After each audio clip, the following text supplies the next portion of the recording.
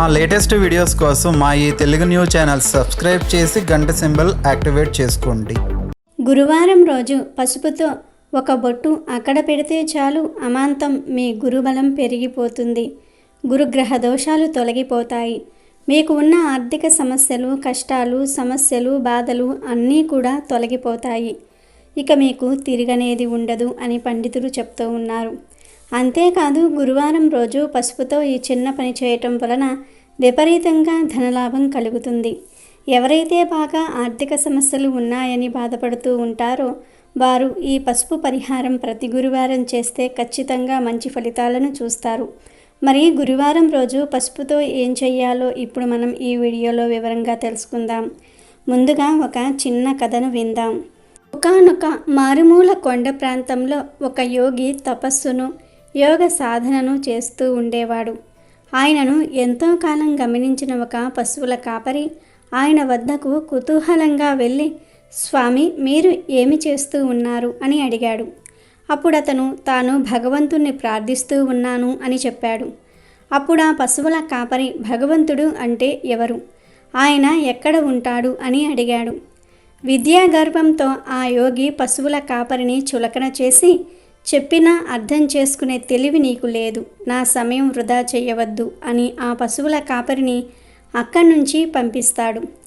ఎన్నోసార్లు ఆ పశువుల కాపరి ఆ యోగిని ఇదే ప్రశ్న అడగసాగాడు. పశువుల కాపరి పదే పదే అడిగేసరికి ఆ యోగికి విసుగు కలిగి సమాధానం చెప్పదలుచుకున్నాడు.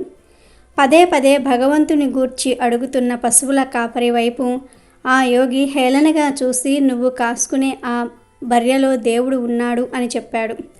పశువుల కాపరి ఆ బర్రెను నిజంగానే దేవుడని నమ్మాడు. అన్ని పశువులకు పెట్టే గడ్డి కాకుండా ఈ బర్రెకు ఎక్కువ పచ్చగా తాజాగా ఉన్న గడ్డిని పెట్టేవాడు. అన్ని బర్రెల కన్నా దీనికి ఎక్కువ తవుడును, ఇతర పోషకాహారాన్ని అందించేవాడు. దాని దగ్గరే నిద్రించేవాడు, భక్తిగా పూజించేవాడు. కొద్ది రోజులలో ఆ బర్రె మునుపటి కన్నా ఆరోగ్యంగా, అందంగా తయారయ్యింది. ఒకరోజు రాత్రి ఒక అద్భుతం జరిగింది. అది ఆ పశువుల కాపరి జీవితాన్నే మార్చేసింది. అర్ధరాత్రి జరిగిన ఆ అద్భుతం ఏమిటంటే, ఒకనాడు అర్ధరాత్రి పశువుల కాపరి నిద్రిస్తూ ఉండగా కుమారా అన్న పిలుపు వినబడింది. అతను ఆశ్చర్యపోయాడు. తాను పూజించే ఆ బర్రె నుంచే ఆ శబ్దం వస్తుందని తిరిగి చూశాడు. మళ్ళీ అదే కంఠం కుమారా అని వినబడింది. అతను తదేకంగా గమనించగా ఆ శబ్దం అతనిలో నుండే వస్తోందని గ్రహించి పులకరించిపోయాడు. అతని లోపల ఉన్న పరమాత్మ అతనితో మాట్లాడాడు. పశువుల కాపరి ఎన్నో సందేహాలకు సమాధానాలను తెలుసుకున్నాడు. ఆత్మస్వరూపాన్ని గ్రహించాడు. తనకు కలిగిన ఆ అద్భుతమైన అనుభవాన్ని వివరించడానికి యోగి దగ్గరకు బయలుదేరాడు. అల్లంత దూరం నుండి పశువుల కాపరి రాకను అమితాశ్చర్యంతో యోగి గమనించసాగాడు. ఎందుకంటే అతను దివ్యమైన జ్ఞాన ప్రభతో తేజోమయ మూర్తిగా నడిచి వస్తున్న సూర్యునిలా ఆ యోగికి కనిపించాడు. ఆ యోగిని సమీపించగానే పశువుల కాపరి ఆయనకు సాష్టాంగ నమస్కారం చేసి, స్వామి, మీరు చెప్పినట్టే నేను నా బర్రెను పూజించాను, భగవంతుని గనుగున్నాను అన్నాడు. పశువుల కాపరి మాటలకు తాను అహంకారంతో అతనిని హేళన చేయటం గుర్తుకు తెచ్చుకొని ఎంతో సిగ్గుతో తలవంచుకొని, నేను హాస్యానికి నీతో అలా అన్నాను, కానీ అది నిజం కాదు, నన్ను క్షమించు. ఈ నీ జ్ఞాన ప్రభకు గల కారణాన్ని దయచేసి తెలుపమని కోరుకున్నాడు యోగి. అప్పుడు ఆ పశువుల కాపరి, స్వామి, మీరు చెప్పిన దాన్ని నేను పూర్తిగా నమ్మాను. ఆ బర్రెలో భగవంతుడు ఉన్నాడని నమ్మి త్రికరణ శుద్ధిగా పూజించాను. ఆ కారణంగానే నాకు ఈ ఆత్మ సాక్షాత్కారం లభించింది. దీనికి నేను మీకు సర్వదా కృతజ్ఞుడినై ఉంటాను అని నమస్కరించాడు. అంతేకాక ఆ యోగికి కలిగిన అనేక సందేహాలను నివృత్తి చేశాడు. ప్రతి ప్రాణిలోనూ ఆత్మ ఉంటుంది, అది జీవాత్మ.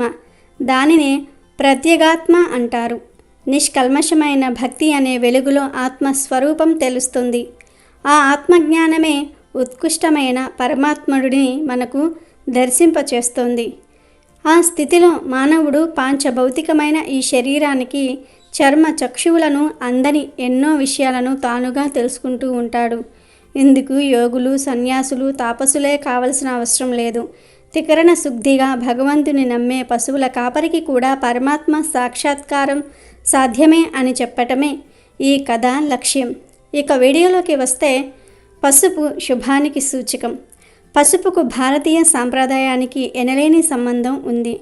గుమ్మానికి పసుపు రాయటం, కాళ్లకు పసుపు రాసుకోవటం, ముఖానికి పసుపు దట్టించటం, అంతెందుకు కూర ఏది వండినా సరే చిటికెడు పసుపు ఖచ్చితంగా వేయకుండా ఉండరు. పసుపు నీళ్లు త్రాగటం, పసుపుతో ఆవిరి పట్టటం, పాలల్లో పసుపు కలుపుకోవటం వంటి విధానాలు పాటిస్తూ ఉంటారు. పసుపు ఒక విధంగా సర్వరోగ నివారిణి. ఎందుకంటే ఇది చెడు బ్యాక్టీరియాను దరి చేరనివ్వదు. మన పూర్వీకులకు పసుపు చేసే మేలు బాగా తెలుసు. అందుకే వారు ఆరోగ్య చిట్కాలలో పసుపును వాడేవారు. ఇప్పటికీ మన ఇళ్లల్లో పెద్దవారు ఇంట్లో ఎవరికైనా చిన్న దెబ్బ తగిలింది అంటే వెంటనే పసుపు తీసుకువచ్చి అక్కడ అద్దేస్తూ ఉంటారు. ప్రతి ఒక్క వంటగదిలో పసుపు అన్నది ఖచ్చితంగా ఉంటుంది. కాబట్టి అందరూ రూపాయి కూడా ఖర్చు పెట్టకుండా ఈ పరిహారాన్ని చేసుకోవచ్చు. ఎందుకంటే వంటగదిలో ఉన్న పసుపుతోనే ఈ పరిహారం చేసుకోవచ్చు. పసుపుకు అతీంద్రియ శక్తులు ఉంటాయని శాస్త్రాలలో చెప్పారు. పసుపుకు మన కష్టాలను తొలగించే శక్తి కూడా పసుపుకు ఉంటుంది. అందుకే పసుపుతో చేసే పరిహారాలు చాలా తొందరగా ఫలితాలను ఇస్తాయి. కాబట్టి ఆర్థిక సమస్యలు ఉన్నవారు తప్పనిసరిగా గురువారం రోజు పసుపుతో ఈ పరిహారాన్ని చేయండి. అసలు ఏం చేయాలి అంటే, చక్కగా గురువారం రోజు ఏ సమయంలో అయినా సరే ఈ పరిహారం చేసుకోవచ్చు. రాత్రి 12 గంటల్లోపు ఎప్పుడైనా సరే చేసుకోవచ్చు. కానీ స్నానం చేసిన తర్వాత మాత్రమే చేయాలి. ఇంతకీ ఏం చేయాలంటే, గురువారం రోజు ముందు స్నానం చేసుకొని పూజ గదిలో లక్ష్మీనారాయణుల ఫోటో ముందు దీపారాధన చేయండి. చిటికెడు పసుపును లక్ష్మీనారాయణుల ముందు ఉంచండి. ఆ పసుపులో కొంచెం రోజ్ వాటర్ కానీ గంగాజలం కానీ కలిపి పేస్ట్ లాగా చేసుకోండి. ఇప్పుడు ఈ పసుపుతో మీ చేతి మణికట్టు మీద బొట్టు పెట్టుకోండి. అంతే. ఇలా బొట్టు పెట్టుకున్నాక ఇక మీరు మీ పనులు చేసుకోండి. మీరు ఏం చేయనవసరం లేదు. చేతి మణికట్టు మీద పసుపుతో బొట్టు పెట్టుకుంటే చాలు. పసుపు గురువుకు సంబంధించింది. అందులోనూ గురుస్థానం మీద పసుపు బొట్టు పెడుతూ ఉన్నాం కాబట్టి ఆ గురుగ్రహం యాక్టివేట్ అవుతుంది. ఒకేసారి మీకు ఉన్న గురుగ్రహ దోషాలు తొలగిపోతాయి. గురుగ్రహం బలం పెరుగుతుంది. గురుగ్రహం బాగుంటే ధనము, విద్య, ఆరోగ్యము అన్నీ బాగుంటాయి. డబ్బు సమస్యలు కూడా తొలగిపోతాయి. కాకపోతే ఈ పనిని ప్రతి గురువారం చేస్తూ ఉండాలి. మనం ఎప్పుడూ మంచి జరగాలని కోరుకుంటే ప్రతి గురువారం ఈ పరిహారం చేసుకోవాలి. అలాగే ప్రతి గురువారం మీరు స్నానం చేస్తారు కదా, అలా స్నానం చేసేటప్పుడు స్నానం చేసే నీటిలో కొంచెం పసుపును వేసుకుని చేయండి. మీకు చాలా మంచి జరుగుతుంది. ఇలా ప్రతి గురువారం ఈ పరిహారాలు చేసుకుంటే మీకు ఉన్న సమస్యలు, దరిద్రాలు తొలగిపోతాయి. గురుబలం పెరుగుతుంది.